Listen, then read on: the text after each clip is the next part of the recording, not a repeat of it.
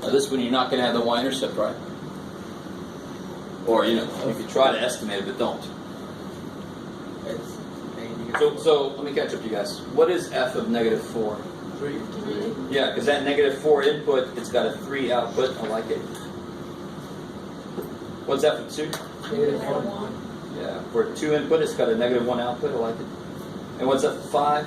Negative 3. Good. For 5 input, it's got a negative 3 output. So what points have I just collected? Negative 4, 3. 2, negative 1. 5, negative 3. Okay, negative 3.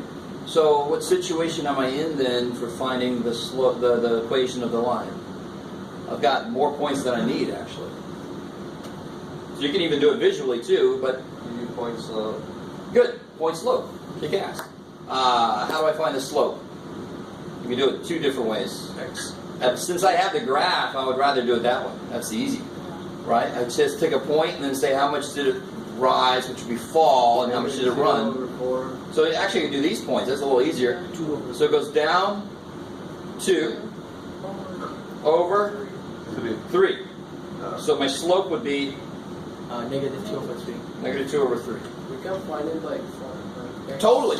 The other way to do it, let's just verify this algebraically. So if I take these first 2 points, for example, how would I get the slope? It would be Minus 1. y2 minus y. So I could do 3 minus negative 1.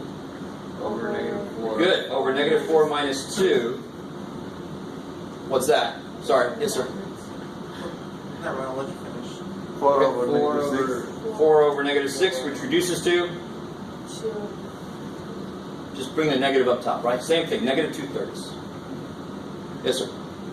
So would the B just be 0 or would it be 1? Nope, neither one. The B is some funky thing. Okay. So I don't have B because it's going to be something like 0.37926. I don't want B. I don't need you, B. Maybe. So then how do I put this together? Then, Nathan, you said point slope. You remember what the formula looks like? Poor Nathan. I didn't mean to put you on the spot. Y minus... 1, yeah. Oh yeah, y minus 1 M. equals X m times x minus x1. Kick ass. And I just got to plug and chug. Just pick your favorite point. What's your favorite point up there? 2 and negative 1. Yeah, I agree. The smallest number is always a good choice. I'm not joking. I'm just saying, it's a good choice. So then it'll be y minus the y piece equals m, Negative 2 over 3. negative 2/3, times x minus the x piece. Does this feel familiar? So you go y plus 1, so negative 2/3 x. What do I get here? 4 plus 4 Positive plus 4. 4 over 3. And then last step, subtract 1. So you go y is negative 2/3 x. Plus 3rd. Yeah, because this would be 4/3 minus 3/3. Is that cool? 1 is 3/3. So that's close. So the intercept ends up being 0.33. So that's why the intercept does not hit a nice whole number, because it's not a whole number. It's 0.33 forever. I like it.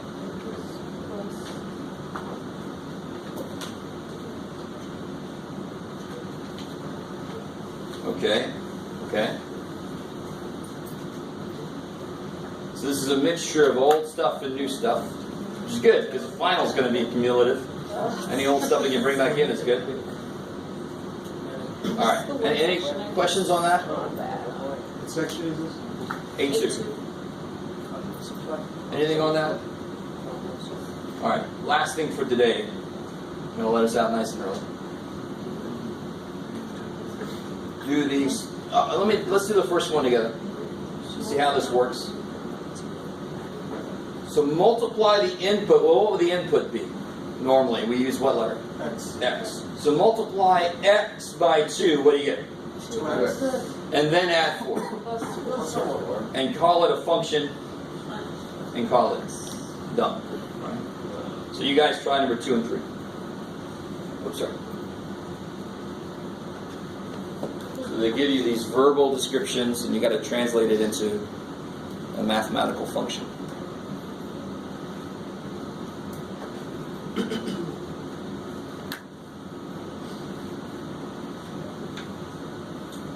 Oh, that's really early, John. Oh, sorry. That was a little later.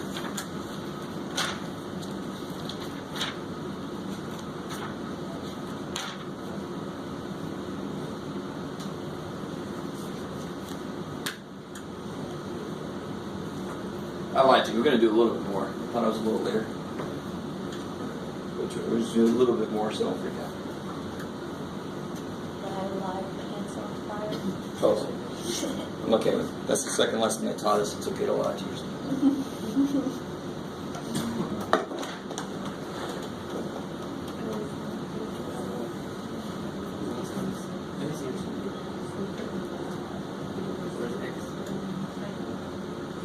Number 3 is a little bit weird.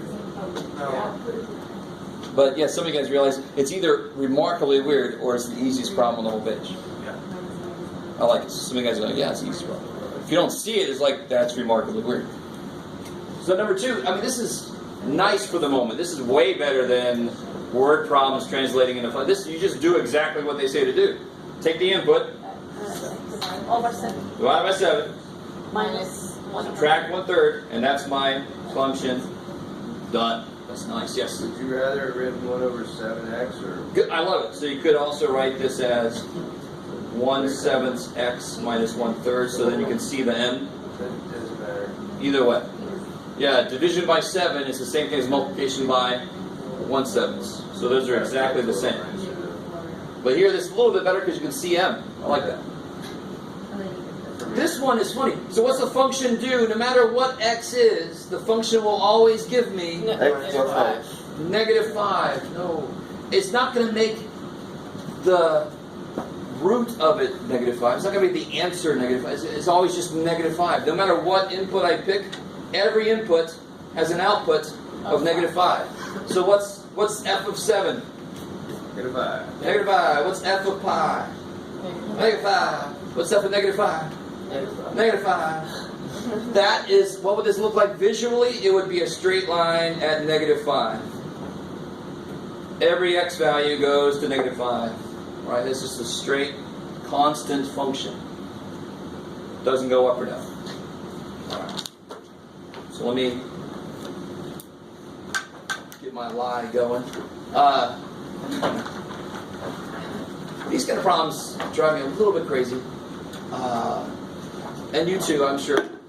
But what you can always do for yourself is fill in, x represents dollars, right? So what if I had $2? How many quarters would that be? 8.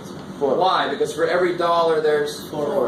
Alright, so every time, whatever the x is, what do I have to do to it to get the number of quarters in those dollars? 4.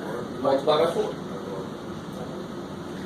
But see how I pieced it together is I gave myself some values because then my brain can attack it, and then I try to write what I just did in general. No matter what number of dollars I came up with, you would multiply by 4. How many quarters in $3? 12 quarters, right? If you go to the laundromat, you know all too well how to do this kind of math. Yeah, laundromat. Alright, so that's all they want there. How about this one? I like it. Notice they want it to be t, not x. And again, try it out. Give yourself a value for t. Don't make it 0.872, make it 3, 4, 5, and see what you do. And instead of, let me see if you guys are cool, instead of using the letter F, what letter do you think I'm going to use? D. D. Because my function is distance. And what's my input? R time. T. So if I travel for t hours, how do I figure out how far I've gone if I'm going 55 miles an hour? Divided. So if I went for 1 hour, how far did I go? 55. 55. If I went for 2 hours, how far did I go? By 2. 110. You multiply by 55, right? Every time you change the hours. So this will be whatever the hours you pick. I got to multiply it by 55. So this is why algebra is hated, because its job is difficult. It tries to take situations and write them as generally as you can so that somebody else can bring something else and put it in. Now these are relatively simple functions, right? I wouldn't write this like this if I'm in a car. Let me see, how long is it going to take me? G of t. No. But the idea is still captured. If I can write in general what happens, I can then plug whatever I want to in there and see what happens. That's what part of math tries to do. And the last one here. I won't lie too much to you. Last one, sure. Yes.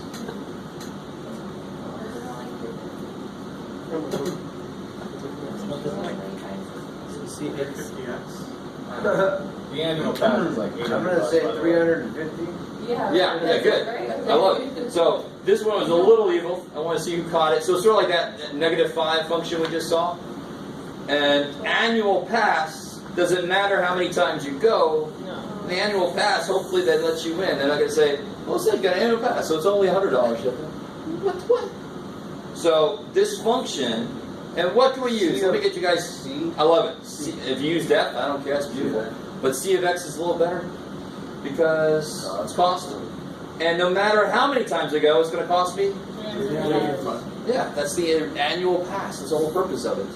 So don't get stuck in this rut. They wanted to throw one off at you, so you didn't put 350x. I'm like, I don't want you in charge of my finances. If you keep multiplying by 350, I didn't know the 350. I didn't know. No, screw you. I don't pay once. All right. Maybe. I like it. All right. So that's plenty. That really is plenty. That's plenty.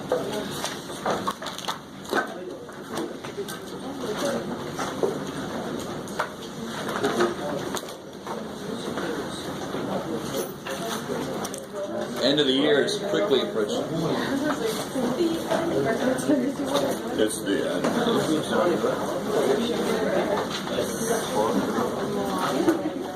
Yeah, so this like y hat x minus y over 1 minus x. They're offset by a sign. Let's take a -1 out. So then that becomes positive and that becomes negative. So I was just saying about you taking that from taking it from short.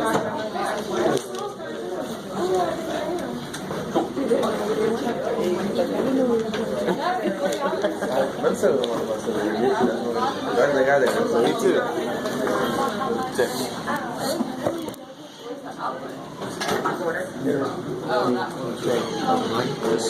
I just want to tell you. I know, give it to me. Oh, okay. I don't have anything for you, Leo. What was it? Jeff, what did I miss, before this? There were some questions from